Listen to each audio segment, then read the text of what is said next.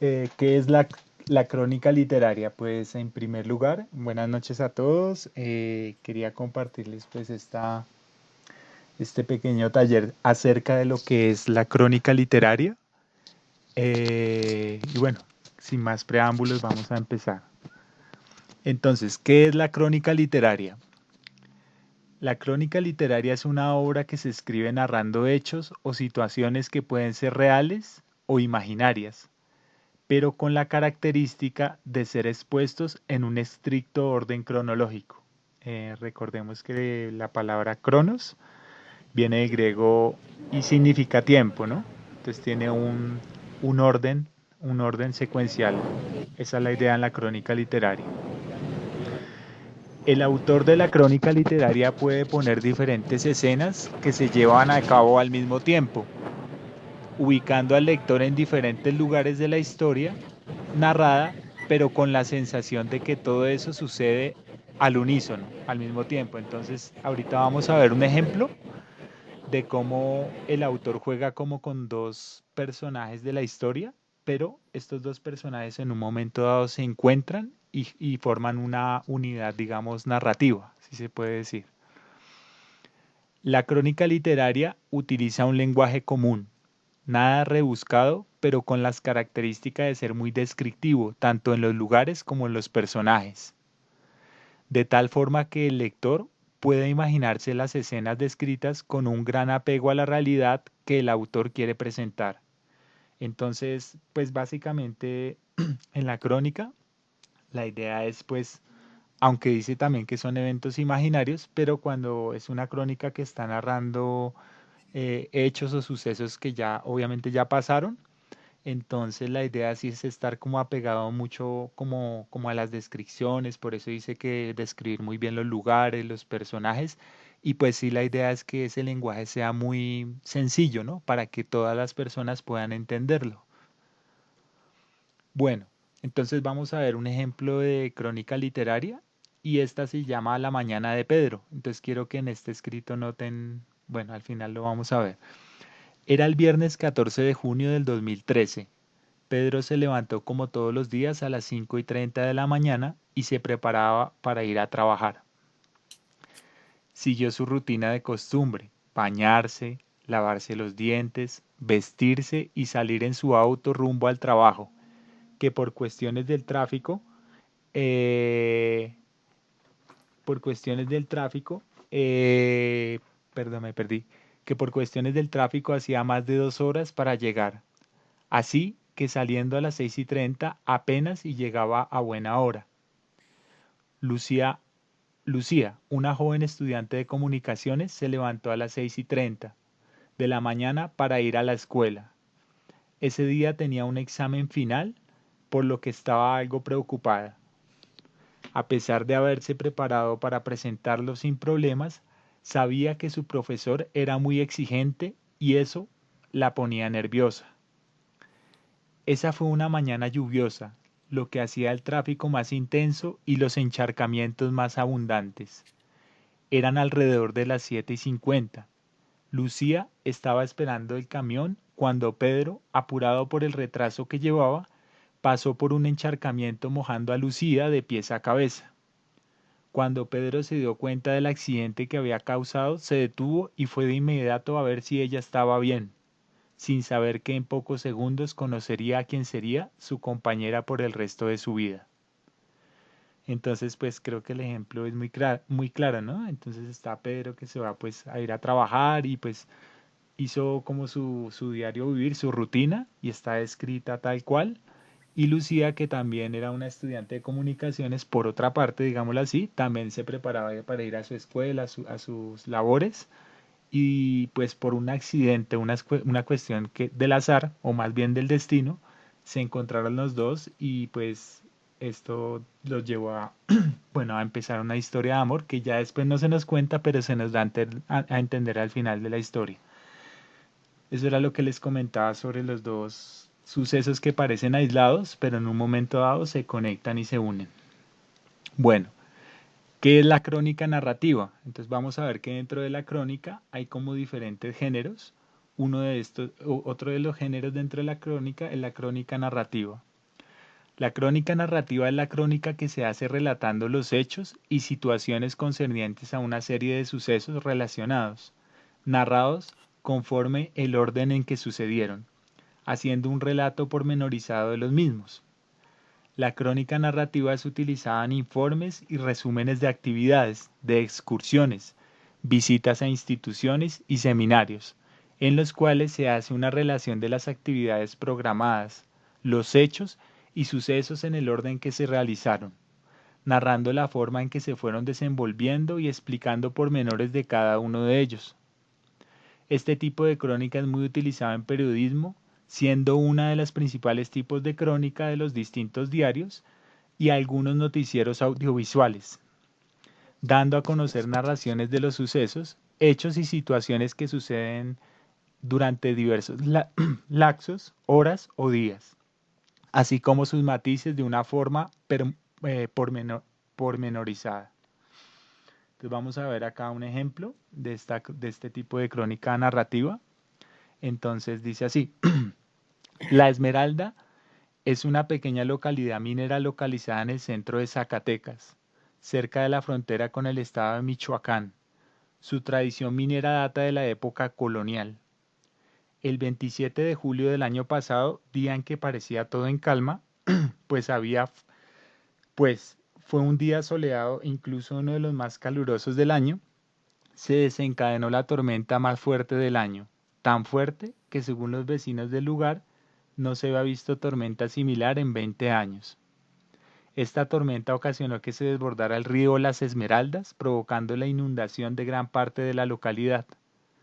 Los vecinos tuvieron que salir rápidamente de sus casas, aún bajo la lluvia torrencial que caía sobre ellos. Escapaban en botes improvisados y se refugiaban en los techos de las casas más altas y en los edificios aledaños, mientras veían que todas sus pertenencias se las llevaba el agua. Lo peor sucedió cuando el cerro Mina de la Esmeralda, que le da nombre a la localidad y al río, se desgajó, provocando un aluvión de lodo y piedras que sepultaron varias casas en la madrugada del día 28. El deslizamiento de tierra sucedió en la misma zona en que el gobierno municipal había establecido un refugio para posibles inundaciones y donde un gran número de ciudadanos que se refugiaron de la inundación perecieron bajo el alud y otros aún se encuentran desaparecidos.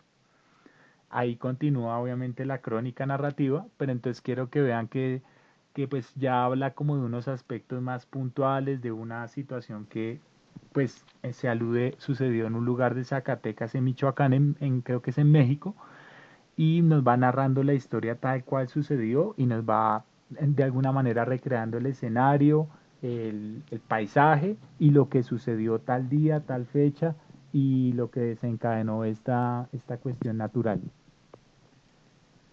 Bueno, dentro del género de la crónica, Esto es como un poquito más formal, sí, digamos lo que es más formal y también, ¿cierto? sí, perfecto. Si quieren, ahorita les pongo un ejemplo que se me ocurrió ahorita justamente en esa crónica narrativa. Creo que conozco un youtuber que hace muy buenas crónicas narrativas, obviamente pues ya con la parte audiovisual. Pero tiene mucho que ver como con la exploración de lugares y cómo nos muestra como los paisajes, las culturas de diferentes países. Este muchacho viaja por diferentes partes del mundo, entonces es muy interesante ver, pues como con un lenguaje muy sencillo, pues en parte muy personal, pero nos va mostrando la cultura y todas estas cosas de otros países, como en Israel o en diferentes lugares del mundo. Entonces luego les muestro. Y finalmente, ¿qué es la crónica corta? Pues obviamente la palabra lo dice, pero una crónica es una narración histórica que presenta los eventos tal como fueron sucediendo, respetando el orden en el tiempo, lo que hemos leído prácticamente en las dos anteriores. Puede referirse a eventos históricos de una localidad, país, persona o grupo de personas. Este tipo de obra literaria realizada por alguna persona que vio o vivió los eventos que describe utilizando un lenguaje sencillo y claro, con la finalidad de presentar la historia de una manera objetiva. La crónica es también un recurso utilizado en el periodismo para narrar acontecimientos importantes del momento, ya lo hemos mencionado, Uno de los diferentes tipos de crónica es la crónica corta. Aquí sí nos vamos como a la puntual, la cual es la más utilizada en noticieros o narraciones breves de algún evento, que pueden ser algún hecho deportivo, social, cultural o de cualquier tema que sea relevante en ese momento. Pues yo realmente les invito a ver ese, pues hay unas historias que son un poco como sensacionalistas, pero me parece bueno estas crónicas que hacen a veces en Los Informantes o en este otro programa que está anterior a ese también, que son como unas Séptimo crónicas, día. séptimo día, muchas gracias, don Mario, y se hacen unas crónicas muy buenas a veces de personajes, de personas. Me gustaría que vieran cuando tengan la oportunidad esos programas, porque de verdad que hay unas historias que les llegan a uno mucho al corazón y tienen mucho que ver con todo este género que estamos hablando hoy. Bueno, Jorge, una pregunta. dime. ¿El cadáver exquisito cuadra dentro del concepto de crónica? Mira que es una buena pregunta, porque yo hasta hace no, hasta hoy creo, yo creía que una crónica, pues no había sido como consciente de eso. Pensaba que una crónica tenía que ser, que aludía como a eventos o sucesos históricos, pero que eran reales. Pero ya que haces la pregunta, es una cuestión de difícil contestación, pero, pero lo que sí te puedo decir es que la crónica también trata eventos imaginarios. Por ejemplo, me voy a ir a lo imaginario para ver si de pronto podemos conectar con el cadáver exquisito. En las crónicas de Narnia, obviamente es como una alegoría con personajes de aventura para niños, un león, como la significación de lo que es el lenguaje teológico de Dios, o sea, para los niños, ¿no? Obviamente se les presenta en una forma de león, pues sabemos que el símbolo de Jesús, de Dios, es el león, ¿no? El león de Judá, pero entonces Ujú. juega como con estos elementos fantasiosos y de esta manera crea una historia, digámoslo así, más o menos épica o bueno, de conquista en barcos, en mar, todo esto de piratas. Pero en el fondo de esta fantasía, de todo este acaecer, pues obviamente es como en todo, pugna la lucha entre el bien y el mal, ¿no? Que finalmente es como el mensaje pues, que se le da a los niños, que siempre obviamente el bien sobrepasa al mal, pero sí indudablemente la crónica no necesariamente tiene que ser sobre algo real, ¿no? Digamos, también me remito para ver si puedo contestar a las crónicas de Indias, ¿no? Que era cuando yo una vez les había comentado a Juan y a Shirley en una clase anterior, que ellos cuando llegaron acá a América, ellos tuvieron que describir, digamos, un oso hormiguero cuando ellos nunca lo habían visto. Entonces en esta crónica de Indias dice, no, es como un elefante, pero más pequeño, tiene el moco largo, pero es más tal. Entonces se remitían como a unas comparaciones como muy sorprendentes, teniendo en cuenta que ellos nunca habían visto eso y necesitaban describirlo y mostrárselo como a la corona española o a la corona europea, dependiendo de los conquistadores, ¿no? Entonces, vestigios de las crónicas, obviamente los encontramos desde esa época y pues mirando el cadáver exquisito yo pienso también que es como un texto en parte parece como surrealista y tiene como muchos aspectos sí como fantasiosos, pero pues digamos que entra muy bien dentro de la narrativa y pues quizás si cuenta un hecho, puede ser un hecho que sucedió pero tiene que ver creo que más con la narrativa, está como más enfocado hacia ese lado, a mi humilde opinión. Bueno, entonces para terminar, les leo esta crónica corta. Es un nuevo continente, el 11 de octubre del año de 1492, tras la puesta del sol, la carabela llamada La Pinta iba avanzando unas 12 millas cada hora. Si notamos, ven cómo describe detalles como la velocidad, el momento preciso, el año preciso. Siendo las 10 de la noche del mismo día, el almirante ya había visto en el horizonte algo que parecía fuego, pero era tan poca la visibilidad que apenas si se podía distinguir. Llamaron a Pedro Gutiérrez, de profesión repostero, para que diera su punto de vista sobre esto, a lo que dijo que efectivamente parecía luz de una fogata. Recordemos que ellos llevaban, me imagino, un cuadernito, un esfero para ir apuntando todos estos eventos durante la conquista. En ese momento el almirante Cristóbal Colón ordenó que se montara guardia ininterrumpida y durante el tiempo que fuese necesario hasta que se divisara tierra, prometiendo a quien fuera el primero en verla que le daría un jubón de seda. O sea, debe ser como, pues, no sé qué será exactamente un jubón, pero pues deben ser como unas telas, obviamente de seda. Aparte de los otros regalos que los reyes ya habían prometido. A las 2 de la mañana del día siguiente la Pinta divisó tierra e informó de inmediato al almirante. Fue el marinero Rodrigo de Triana quien dio el tan esperado grito de tierra, tierra a la vista, que estaba a escasas 2 leguas de distancia. En ese momento amainaron las velas e iniciaron el desembarco. Era viernes cuando desembarcaron en la isla que en el idioma de los nativos se llamaba Guainaní. Entonces, bueno, esto ya creo que es para cerrar finalmente. Y sí quería mostrarles, aparte de eso, eh, pues bueno, una entrevista que le hice a la amiga Lixi, que les comento, ella es, los contextualizo rápidamente, ella escribe crónica y ha escrito, perdón, para un periódico que se llama Las Dos Orillas, y básicamente pues en este periódico ella escribió un par de crónicas, dentro de las cuales pues quería presentarles una crónica que me llamó mucho la atención, que ella me la presentó hace mucho tiempo, la verdad, eh, pero la volvimos a retomar la verdad, hace poco cuando hablamos el fin de semana pasado. Entonces básicamente un médico está por acá lo que ella habla de la crónica. Primero quisiera que escucharan lo que ella logró con la crónica y después se las voy a leer, ¿vale? Entonces dice lo siguiente. Numerosos bits. Sí considero que hay que pulir un poco más en esa clase de filtrar, no de censurar. Pero está acá más adelante, discúlpenme. 13, 14, acá. Me dicen si escuchan, por favor. También no sé cómo llamarlo, masivo o invisible, porque escribes para todos y para nadie, porque no sabes para qué publicó, pero esa es la escritura, ¿no? Así como quienes somos lectores. Eh, pero sí me llamó mucho la atención el acercamiento que puedes tener de gente que se interesa más allá. Yo recuerdo que uno que hice sobre la Sierra Nevada de Santa Marta fue interesante y pues me sorprendió y es algo que agradezco, que me pareció bonito, y es que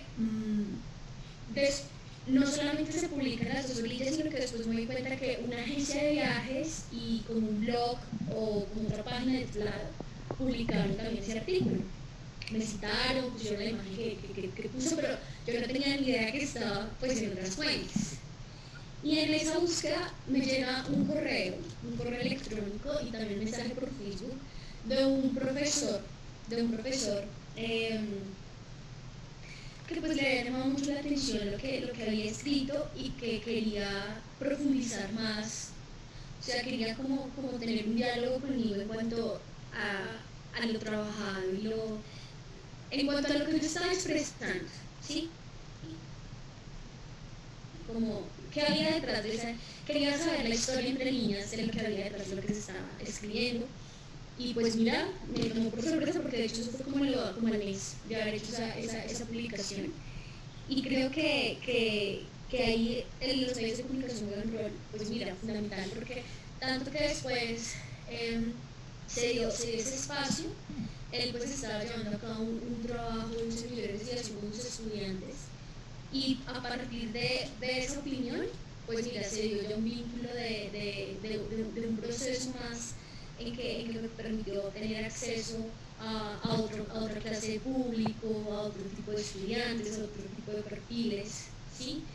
En colegios, por ejemplo, también tuve la oportunidad después también de eso, como en dos colegios, que también se dio el interés de este artículo de la sierra, y bueno, y de otro que no fue en las dos orillas, sino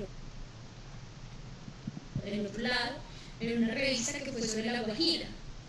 Y ahí también se dio como esa invitación y como propiciar un escenario de diálogo tras de lo que se escribe.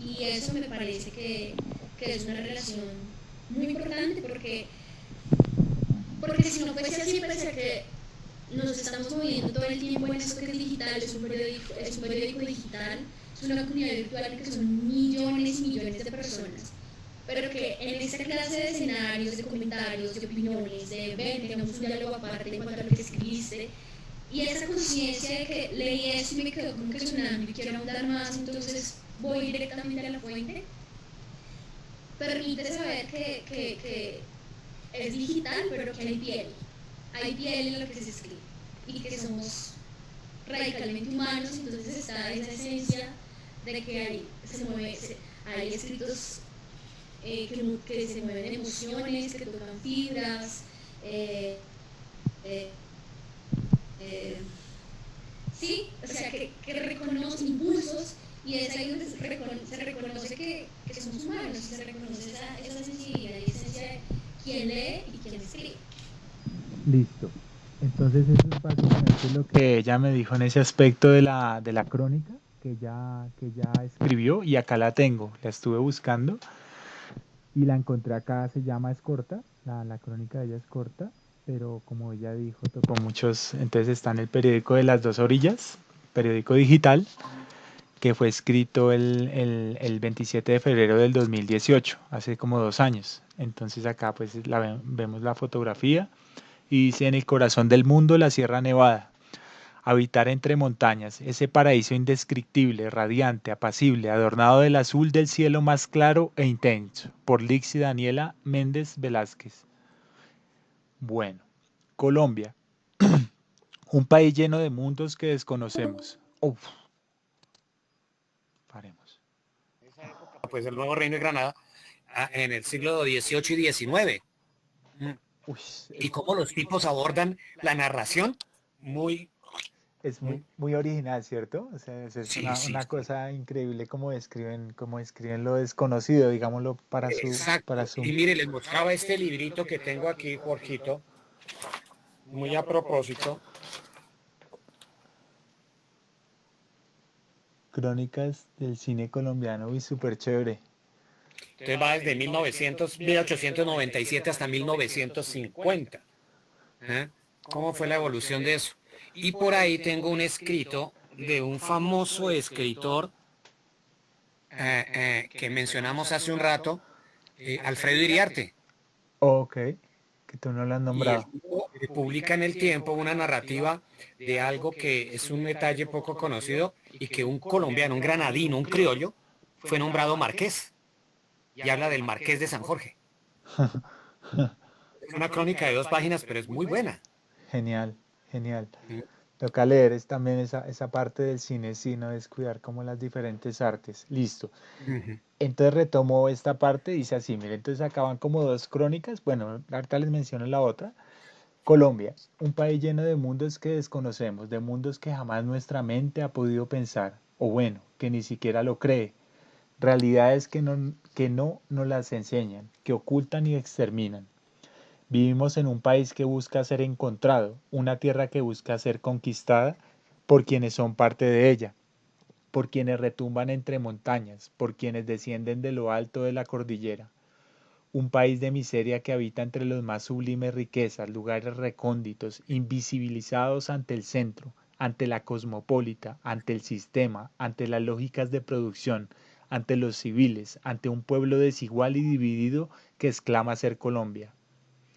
No solo deberían hablarnos de la miseria, el hambre, la guerra, el olvido, la sangre, la violencia, el despotismo, la injusticia, el silencio, el estigma, el miedo, el dolor, el odio, la intolerancia y demás sustantivos que resuenen en nuestra historia. Esa historia de la que venimos y somos parte, esa historia que renegamos y que continuamos construyendo, un país de mierda, como se grita, que oferta sus tierras y su agua por espejos, que pone en venta la dignidad de los pueblos, que negocia la identidad, que sufre de amnesia de la más crónica, olvidando sus raíces, sus ancestros, su aborigen, su sentido, su rumbo, su credo, su nombre, su gente. Deberíamos desaprender lo que creemos saber, descubrir el suelo que pisamos, escuchar la voz de la tierra que quiere recordarnos el sujeto y el verbo que somos, retornar a nuestros ancestros para encontrar nuestro sentido, reencontrarnos para definir nuestra existencia, viajar a nuestras raíces para transcribir nuestro propio concepto, nuestra propia versión, nuestra propia impronta de lo que somos, no lo que nos hacen ser, ni lo que terceros nos han dicho y han decidido que seamos. No, esas mentiras y falacias de las que estamos hechos sobre escenarios superficiales, no, eso no. Es palpar nuestro origen, es sentir nuestro territorio, es construir camino, es definir lo nuestro, es reconocer a quiénes y a qué pertenecemos, es el sentido. Habitar entre montañas, ese paraíso indescriptible, radiante, apacible, adornado de azul del cielo más claro e intenso que mis ojos hayan visto. Las aves me llevaban allí, a mi lugar, a mi credo, a mi forma, a mi espejo. Un sol, oui, lleno de ímpetu que regocijaba mi espíritu, millones y millones de Wiracoku, estrellas, que hablaban de mis ancestros, y la diosa Tima, luna, siempre tan majestuosa y sublime, alumbrando mis pisadas y pregonando la claridad del ser.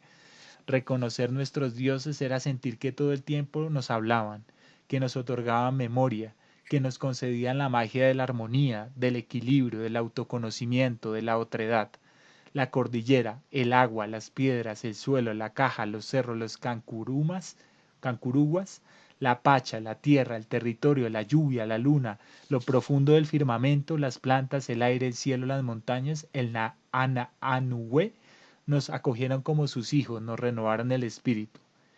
Quedar impregnada y enamorada del aroma de la naturaleza, del olor de las miradas saturadas de pureza de cada niño, de la melodía de cada palabra de nuestros mayores, de la magia saliente en la sonrisa de cada indígena, de la sabiduría expresada en cada punzada que dan las manos de las mujeres al tejer las tutú, mochilas, manos que tejen vida y creación, mujeres labradoras de camino y comunidad, del sonido de pies descalzos que sienten y conocen su territorio, pies trabajosos y cansados sin suela que calzar, abrazos que me hablan de esperanza, guandul, guineo, malanga, caña y el compás del chicote me sumergían en la sierra. Cartas, abrazos, besos, risa, regalos, tejidos, secretos, juegos, palabras, actos, siembra, tierra me enseñaba la pasión, me enseñaron el amor, largas y muy duras caminadas, de esas que saben dejar callo en los pies, me ilustraban la fuerza, valentía, el amor, la entereza, la lucha, el territorio y el pueblo. Mantas, mochilas y poporos que pregonan resistencia, lágrimas de un pueblo que pide ser digno, ser escuchado y reconocido, lágrimas de un pueblo que lucha y defiende su territorio, que enferma cuando enferma la Pachamama, la tierra, realidades de un pueblo abandonado, desamparado, escondido, expropiado, detenido con miedo, callado, sufrido, un pueblo descalzo, con hambre, niños desnutridos sin libros, sin balones, sin muñecas, muchos sin acceso a educación, sin juegos, sin tecnología, sin lujos, sin luz, sin Estado. Aún así, un pueblo maravilloso que vive, que sabe su sentido, que piensa, que trasciende, que ama, que siembra libertad, que habita, actúa, siente, piensa en comunidad, que es uno con la madre tierra, que enseña, que escucha, que construye y camina, pueblo que habita en lejanías. No son animales, no son los menores, no son corrales, mucho menos son salvajes. Yehuera, bueno, tierra de agua, lugar de nuestros hermanos mayores. Las bestias somos nosotros, conjunto de civiles dominados por la rivalidad, el egoísmo, la competencia, lo material, la ignorancia, lo insignificante, lo absurdo. Las bestias somos nosotros que no hemos aprendido a vivir, que no hemos podido convivir. Las bestias somos nosotros que ni sabemos qué es lo que somos, porque finalmente somos producto de un recopilado de manoseos externos de los cuales somos y seguiremos siendo presos. Entonces lo deja uno abrumado con todas las palabras y los sinónimos adjetivos, pero más allá de toda esta maravillosa tejido de palabras, se entiende muy claramente lo que busca una crónica, ¿no? Obviamente es documental, es observar, pero también es a partir del estilo literario crear un producto como esto, una crónica como esta que no es más que nuestra tierra, ¿no? Que nuestros ancestros y nuestros indígenas. Y Qué buena, Alejito. Muy, muy, muy teso. ella, Espectacular. Sí, la pelada que lo En escribió. serio. y si quieren les Conozco. tengo una que también escribió un estudiante de la Nacional, para cerrarle, yo sé que me he extendido hoy demasiado, creo. No, No, lo dale, mejor, dale. Dale, entre dale, más dale. ilustrado, mucho mejor. Mira, Exacto. Claro. este profesor se llama Roberto Perry, era un profesor que yo no tuve la fortuna de tener clase con él, pero lo distinguí. Pero hubo muchos compañeros y profesores míos que tuvieron clase y entre ellos un profesor que admiraba mucho bueno, de clase de griego. Este profesor se llamaba Roberto Perry y voy a dejar que la lectura se los presente para que les hablo de él. Esto se fue escrito en el periódico El Espectador, es un artículo, lo escribe este muchacho Daniel Ferreira y pues la verdad es, bueno, aquí veremos, es un artículo en El Espectador pero tiene más un gran tinte de crónica. Ahora me pregunto qué hubiera dicho Roberto Perry del nuevo examen de admisión a la Universidad Nacional vigente desde 2013. Obituario extemporáneo del profesor Roberto Perry. Me entero hoy 7 meses después, en julio del año pasado, falleció el profesor Roberto Perry. Fue mi profesor de fonética en la Universidad Nacional. A él le oí algunas de las ideas más fascinantes sobre las palabras y su evolución. Él imaginaba, por ejemplo, que en Antioquia, Colombia, la unión de rasgos suprasegmentales, simplificación de expresiones a palabras como asoci, Ave María, pues hombre, conllevaría a que, más o menos en 800 años en esa codiciosa región del planeta se hablara una lengua tonal más parecida al chino que al español. Por él comprendí que cada quien vive lo que habla como la lengua de verdad y que por eso la profilaxis y corrección y ambición purista que pretende sanear la lengua de palabras malas es un trabajo estéril, casi siempre un ejercicio de pedantería o la forma más barata de parecer inteligente. Por él traté de entender la primeridad, segundidad y terceridad persiana, persiana, que eran para el pragmatista norteamericano las tres formas para interpretar la realidad, la física, la imaginaba y la simbólica. Un día llegué a su clase más temprano que de costumbre para un examen extemporáneo. Llegué a las 6:30 porque vivía a un tiro de papabomba de la universidad y me senté a leer las cartas del Vincent Van Gogh a su hermano Theo. Perry llegó poco después y vio la carátula del libro con una reproducción del holandés en la portada y me dijo, ¿estudió el AFI para el examen? El AFI era el alfabeto fonético internacional, un tablero lleno de signos que correspondían al punto donde ponemos la lengua y los labios y hacemos vibrar la laringe al pronunciar los sonidos. Por supuesto yo no había estudiado, porque era uno de sus estudiantes más apáticos. Por eso además tenía que validar. Para evitar sus preguntas insidiosas antes del examen le dije honradamente que no, que estaba más interesante el proceso de descomposición mental de Van Gogh que el AFI. Él abrió los ojos quelonios que tenía y se fue acercando como una tortuga hasta la portada del libro y entonces me interrogó. ¿Usted de verdad quiere ser lingüista? Negué. Con el pudor de los desenmascarados quiero ser escritor, me rendí. Entonces él se irguió, encendió el cigarrillo que apretaba en la juntura de los dedos y me dijo al mismo tiempo que expulsaba la bocanada de humo con sus palabras. Si sigue leyendo esas cosas tan peligrosas seguramente va a terminar siéndolo, pero dejará la carrera. No era una advertencia, lo sé hoy, era un consejo. Esa vez no contesté, él volvió a hablar y más le vale dejarlo pronto, porque la peor que hay en la vida, equivocarse de vocación. Era un pedagogo que interrogaba a sus estudiantes constantemente y divagaba sobre temas ajenos a su ciencia. Era un maniático de la puntualidad en los horarios, de la palabra precisa en los escritos, del debate a través del diálogo socrático. Trataba de responder a todas las inquietudes de todos sus estudiantes tomándose unos segundos para reflexionar. En esos segundos podía pegarse al vidrio y mirar los prados del Freud con los grupos de aplicados fumadores de marihuana.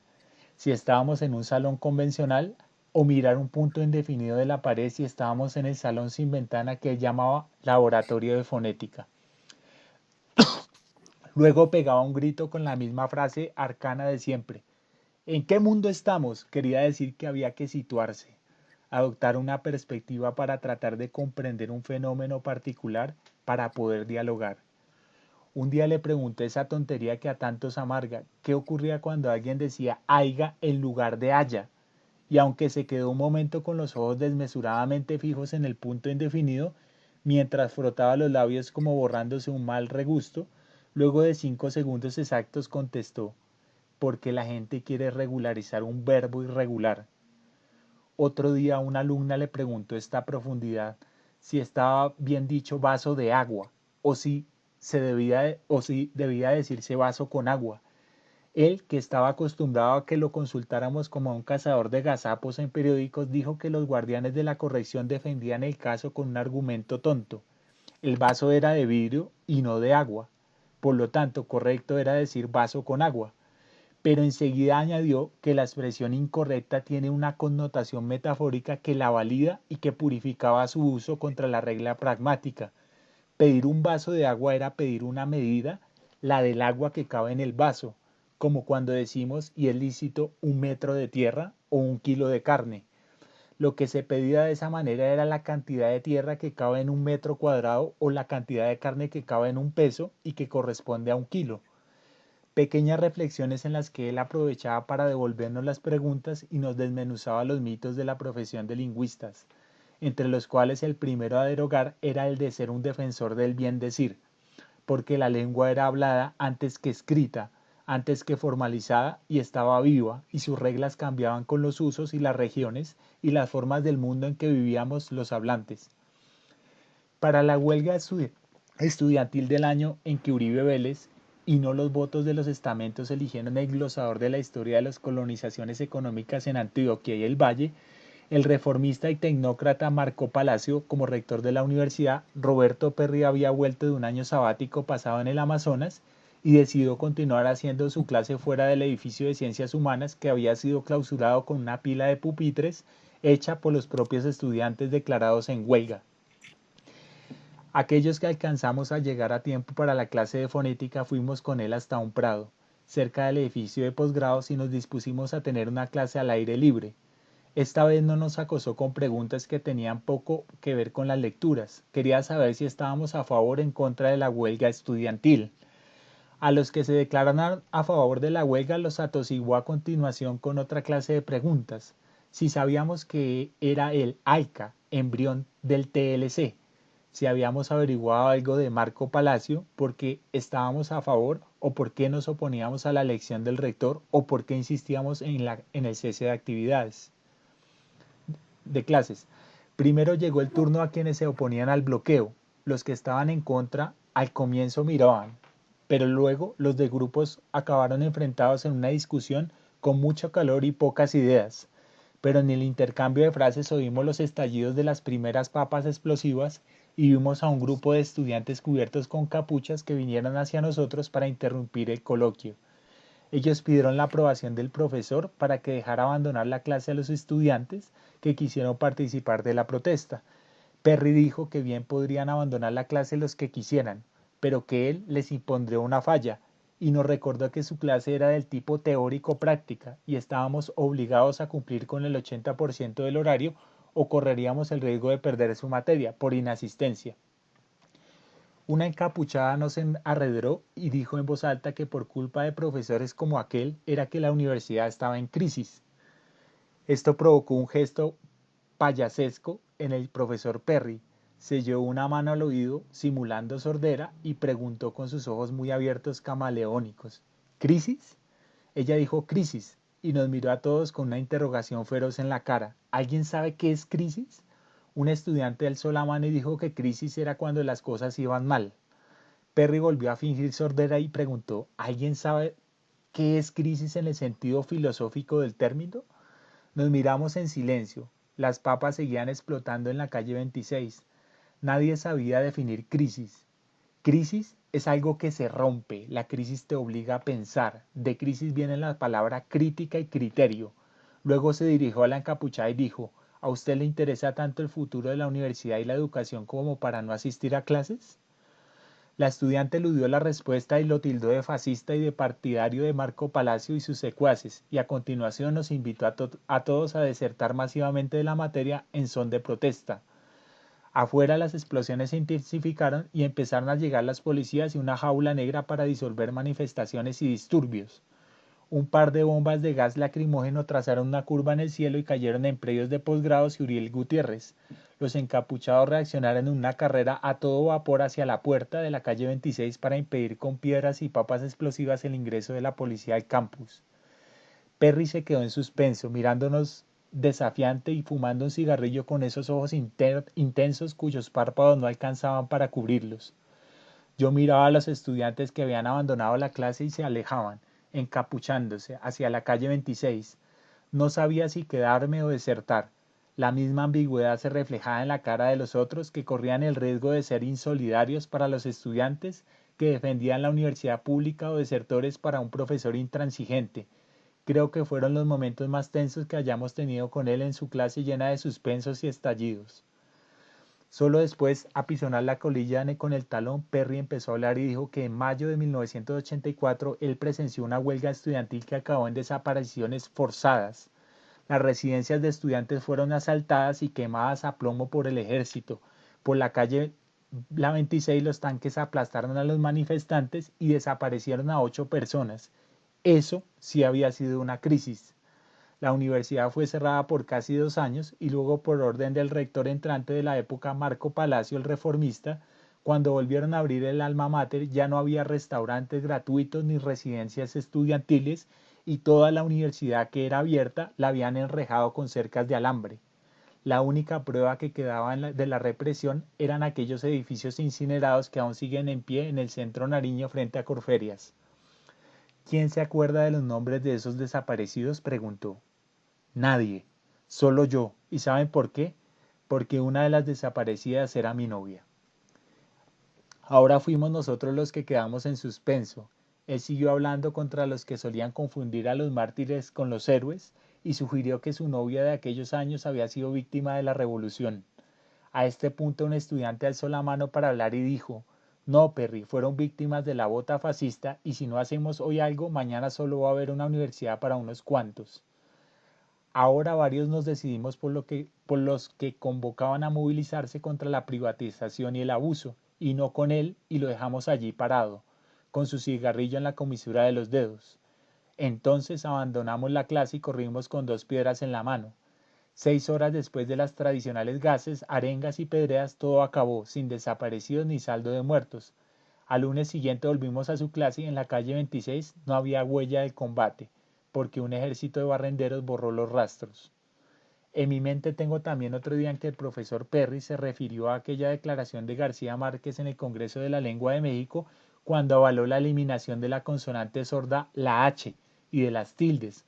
Perry dijo de manera premonitoria que esa declaración era una muestra de demencia senil del premio Nobel. Proponer la abolición de la ortografía ameritaba una réplica de su parte, no por parecer un defensor del purismo, ya que la lengua era un dialecto con ejércitos, y se defendía sola, sino porque esa abolición nos sumiría en un Babel desmemoriada, no sabríamos reconocer la palabra por familias y derivaciones, y la escritura sería anárquica e indescifrable. ¿Qué pasaría, por ejemplo, con la palabra chulo si no existiera la H? Si tuviese que definir su pedagogía con su carácter, creo que Roberto Perry era un peripatético pasional, que es la forma más natural de transmitir conocimiento a principiantes. Había fundado el laboratorio de fonética, un computador con un software capaz de separar una muestra de habla en curvas, dibujos y espectros, y allí estaba casi siempre con un grupo de filósofas novicias con las que estudiaba la obra de Charles Sanders Peirce. La Universidad Nacional cuenta con un archivo completo de sus manuscritos. Una de sus excentricidades consistía en escandalizarnos al describir los experimentos que llevó a cabo Peirce en Estados Unidos para probar que el pensamiento era consustancial a otras formas de la vida, no solo al ser humano. El que más le gustaba narrar era el de una rana a punto de ser guillotinada con un hacha en una mano de Peirce, estaba el filo y en la otra un alfiler. El científico soltaba la guillotina sobre la cabeza de la rana y una vez decapitada clavaba el alfiler y lo clavaba en una pata. Para sorpresa de su ayudante que sostenía el cuerpo del animal cercenado, la pata se recogía como si sintiera dolor. Eso para la época de Peirce, decía Perry, era la prueba de que la representación no estaba ligada solo al cerebro, porque la cabeza no era el centro del pensamiento. Ese experimento, decía, solemne, era pensamiento hecho cuerpo. Todos lo mirábamos entre indignados e incrédulos, como si estuviéramos en presencia de un científico loco. Luego se maravillaba, Perry hablándonos de otros misterios que un día serían resueltos. El fenómeno de resonancia o senestesia o telepatía mediante el cual el cuerpo podía anticiparse a las enfermedades o a los acontecimientos por venir. Las mujeres que al vivir bajo el mismo techo regularizaban sus periodos menstruales y les llegaba al mismo tiempo. Los árboles estériles que florecían al ser podados. El azar que llevaba a encontrarnos en la calle a la persona en la que habíamos estado pensando toda la mañana. Bueno, su voz era un rugido de león en un cuerpo de ratón. Recuerdo que usaba una chaqueta de drill beige cuyas mangas le llegaban a las rodillas y le daban ese aire a señor Hyde, empequeñecido después de una noche de crimen, convertido en el temible Dr. Jekyll. Por lo demás, nunca logré aprobar fonética y fonología. La cursé 3 veces, pero creo que aún sus advertencias me sirven para tratar de entender la forma en que habló y hablamos en esta vida onírica. Pregunto de qué murió, pero hay un silencio misterioso. Me entero de que una de sus amarguras de los últimos años, tal vez, que lo llevó a la muerte, fue un proceso académico por acusaciones de plagio en su contra. No sé qué fundamentos hayan tenido esas acusaciones y si acabaron por prosperar en una amenaza de destitución, pero desde que las ideas producen dinero, todo el mundo las quiere privatizar. Las ideas no pertenecen a nadie, solo nos pertenecen las formas, anotó en su diario Julio Ramón Ribeiro. Recuerdo ahora que un día dije esta frase en su presencia y fue una de las pocas que me corrigió. Él no dijo nada. Perry me interrumpió con la advertencia de haber dicho todo lo contrario de lo que quería decir, que la persona dijo muchas cosas. Recuerdo su encuentro contra las presentadoras de televisión, esas virutas que hablaban en neutro y contra toda lógica despachaban boletines abstractos y revivían en cada emisión los sonidos que habían desaparecido del español desde el siglo XVI. Ahora me pregunto qué hubiera hecho Roberto Perry del nuevo examen de admisión a la Universidad Nacional vigente desde el 2013, con el pretexto de buscar la excelencia. La universidad designará arbitrariamente la carrera que debes estudiar, desechando tus aspiraciones y amparándose solo en los mejores puntajes obtenidos para asignar los cupos por carrera, como si un puntaje bastara para revelar a quién le viene bien estudiar medicina y a quién le va el derecho y a quién sociología y quién no merece sino el asadón, el fusil o la mina. A largo plazo, ¿a quién le conviene que en la universidad pública solo pueda educarse una minoría formada en colegios privados? A esa minoría. Con ese modelo los pobres venidos de los circuitos de la educación estatal, hacinada en campos de concentración de 1500 estudiantes, ya no irán a la universidad a tirar piedras, claro, sino a los recursos técnicos para manufactureros del TLC. ¿Y qué conseguirán los elegidos? Una vocación errónea. Creo que él habría dicho lo mismo que me dijo a mí la mañana del libro de Van Gogh. Lo peor que te puede pasar en la juventud es perseguir una vocación equivocada.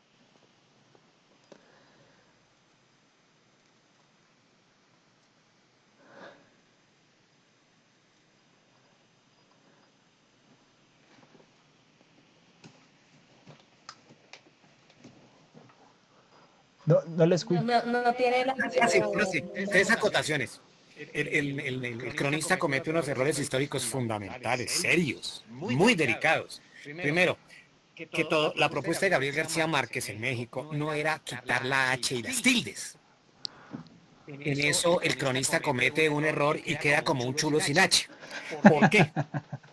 Porque la propuesta de Gabriel García Márquez era quitar las H's entre vocales, no con consonantes. Y la H con una C no se puede quitar porque la Ch es una consonante.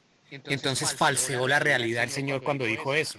Ejemplos. Gabriel García Márquez decía que quitáramos la H de zanahoria, la H de alcahuete, la H de coherente, la H de coherente, esas H's eran las que él proponía que no tenían sentido. Etimológicamente no hay problema, no tienen raíz. Por lo tanto, el señor que hizo la escrito falseó la verdad. Segundo, el señor Perry sí fue acusado de plagio, 17 plagios, de los cuales 14 fueron contra estudiantes y 3 contra diferentes escritores del país. De los 17 casos, 4 no prosperaron porque se murió. Los otros 13 sí los echaron para adelante y a pesar de que la familia lo defendió, perdió los 13. Sí plagió. Ok. Entonces no era tan. Lo otro que omite el narrador y el cronista es que se le olvida el papel fundamental que tuvo. Pues Marco Palazzo sí fue una grosería y yo no lo voy a negar. Pero hubo otro que privatizó la Universidad Nacional de frente, que subió las tarifas de matrícula, que cambió el examen de admisión, que puso unos parámetros diferentes. Y el señor se llamaba como rector Antanas Mocus. Se le olvidó ese pequeño detalle. Entonces, históricamente tiene algunos pequeños huequillos que hacen que su crónica sea no precisa, pero elegante sí es. Gracias por los aportes y las precisiones porque las necesitábamos yo también. Entonces, básicamente en esta clase que se me alargó, me disculpan, yo simplemente les quería decir que, pues bueno, creo que ya tenemos una pista más clara de lo que es la crónica. Y pues mi invitación era a que escribiésemos una crónica, fuese ya de una página, ¿no? No tan extensa, obviamente, teniendo en cuenta nuestros formatos. Pues una crónica no tan larga, pues obviamente basándonos pues, en que sea un hecho histórico o sea un hecho cercano, o puede ser familiar o personal también, en primera persona. Y que de esa manera, pues como que pues ese sería como el objetivo del taller, escribir una crónica con los datos dados. Puede ser una crónica corta, puede ser una crónica narrativa, puede ser pues estas crónicas son más estructuradas, o como la de la compañera Daniela que les compartí, Lixi, que es una crónica ya pues de la tierra, de la madre tierra, de nuestro reconocimiento de memoria pues con los indígenas en la Sierra Nevada. Entonces pues ese es como, no sé si la hacemos ahorita o la dejamos o ustedes me precisarán esa parte. Un tiempo, Alejito. Hola, Chirri. Si ven, 7 y 10 precisa. Que también nos hace muy buenas las correcciones. Yo a propósito, yo leí una supuesta crónica del inicio de ciertos procesos del fútbol colombiano. ¿Ah? Si ustedes no lo saben, el fútbol colombiano profesional nació a finales de 1948 como esa respuesta de pan y circo ante la violencia y todo eso, ¿no? Pero el que hacía la crónica del asunto decía que Gaitán había ido al primer partido. ¡Ay, juepuerca! Si a Gaitán lo habían matado el 9 de abril, ¿cómo iba a ir a finales de año? Metido plata, ¿cierto? Pero ¿cómo averiguó? Se puso a escribir como loco. Pero, don Mario, fue el espíritu, el cuerpo no. Estaba hablando del espíritu.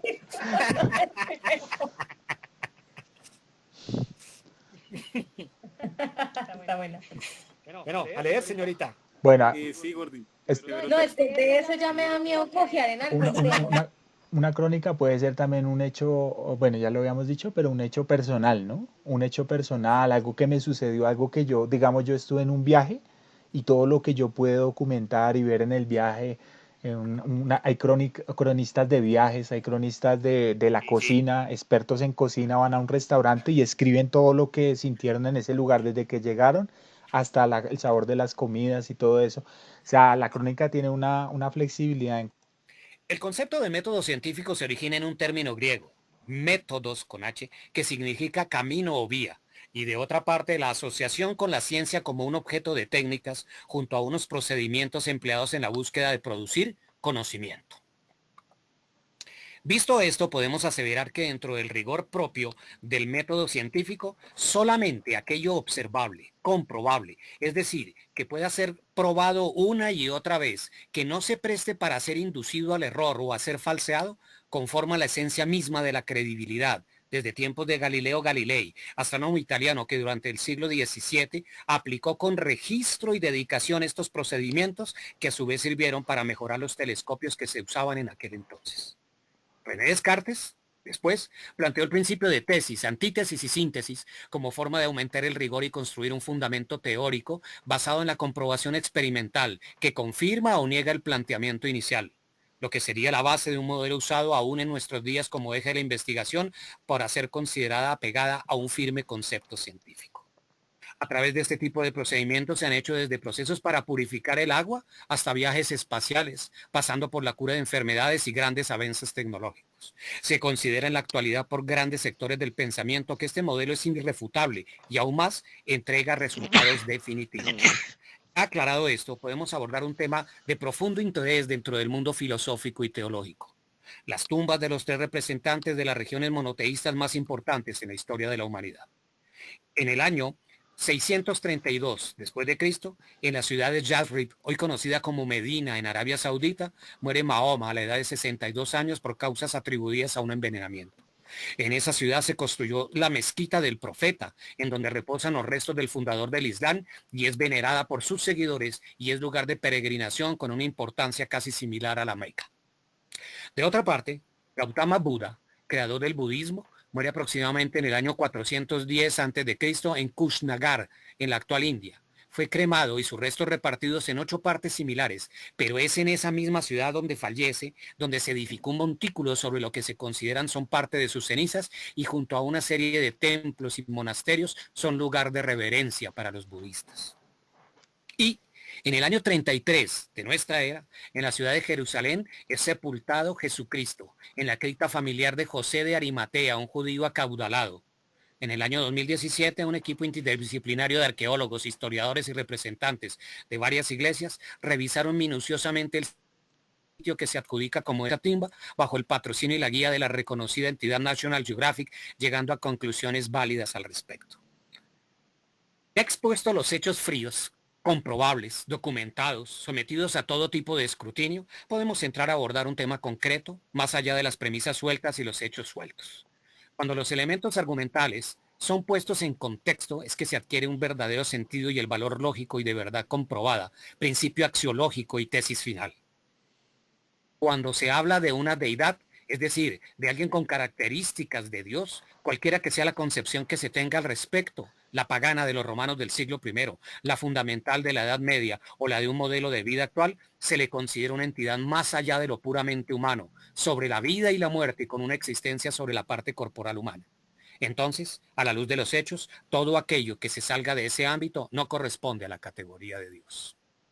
Si volvemos a la parte inicial de nuestro análisis, encontramos que tanto Buda como Mahoma murieron dentro de circunstancias, por decirlo menos, muy humanas.